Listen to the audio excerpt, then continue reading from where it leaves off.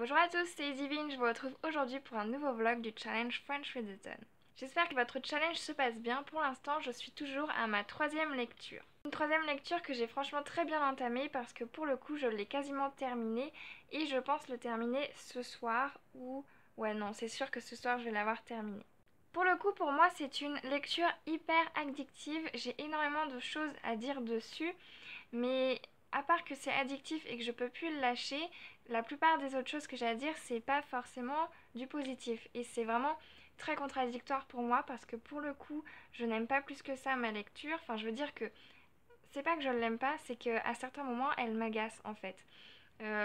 Ma lecture m'agace, je me dis c'est exactement la même chose que 50 nuances de Grey, dans certains moments c'est vraiment la même chose et là je me dis c'est pas possible. Et d'ailleurs pour ça j'ai été voir vite fait sur internet, j'ai pas cherché plus vite que ça parce que j'ai été voir juste le premier lien qui était Wikipédia et je me suis rendu compte qu'il y avait les mots fanfiction, Twilight et souvent comparé à 50 nuances de Grey et là je me suis dit ok très bien donc c'est un peu... Beaucoup de personnes ont pensé la même chose que moi. Ce qui me dérange énormément parce que pour le coup, si j'avais voulu relire 50 nuances de Grey, je l'aurais fait, je ne me serais pas tournée vers ce livre. Ce qui est très contradictoire parce que je me retrouve à ne pas pouvoir lâcher ce livre, il est très addictif pour moi, mais en même temps je me dis mais attendez, là c'est exactement la même chose qu'il se passe dans 50 nuances de Grey et c'est assez déroutant et dérangeant. Sans parler du scénario qui est quand même assez vu et revu, c'est le beau gosse qui arrive, mais qui est un peu tout seul, il est un peu rebelle, voilà. Et puis elle, c'est la fille vierge que personne n'a forcément trouvée, et elle a quand même un petit copain, tout ça, tout ça. Enfin voilà, c'est le scénario qui est classique et qui est quand même souvent vu et répété pour le moment.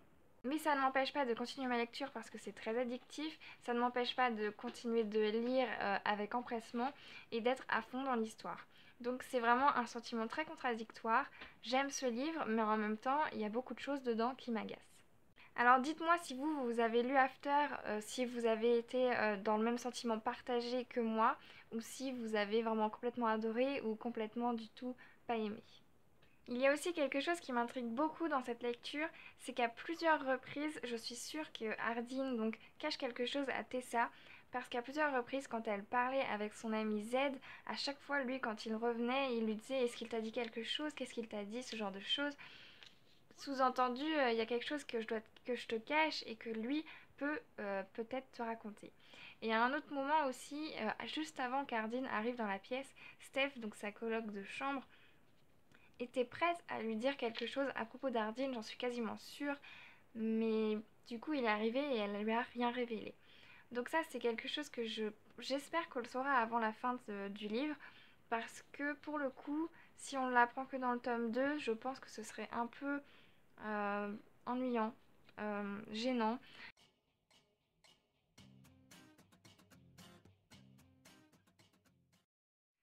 Bon ça y est, j'ai terminé ma lecture, j'avoue que là je viens vraiment de me prendre une sacrée claque. La fin, je m'y attendais mais tellement pas. J'ai pas pour habitude d'être émotive devant un livre. J'ai pleuré, et encore pleurer c'est franchement un grand mot, qu'une fois pour un livre. Là franchement c'était pas loin. Tout simplement ce que Hardin fait à Tessa, c'est juste horrible. Je me doutais qu'il y avait quelque chose, je vous l'ai dit, je savais qu'il y avait anguille sous roche. Et bah ce qui se passe clairement, j'ai même pas de mots pour le dire tellement c'est horrible et tellement je me suis mise à la place de Tessa et je me suis dit c'est la pire humiliation qu'on puisse faire à une fille et c'est également la pire chose tout simplement qu'on puisse faire à une fille qui fait confiance à cette personne qui vous aime tout ça et c'est juste horrible. Je me suis vraiment mise à fond dans cette histoire, je me suis vraiment procuré le personnage de Tessa. J'étais à fond dans ses sentiments, je souriais en même temps qu'elle. Bon bah je pleure pas du coup, mais là pour le coup à la fin c'était vraiment vraiment très horrible.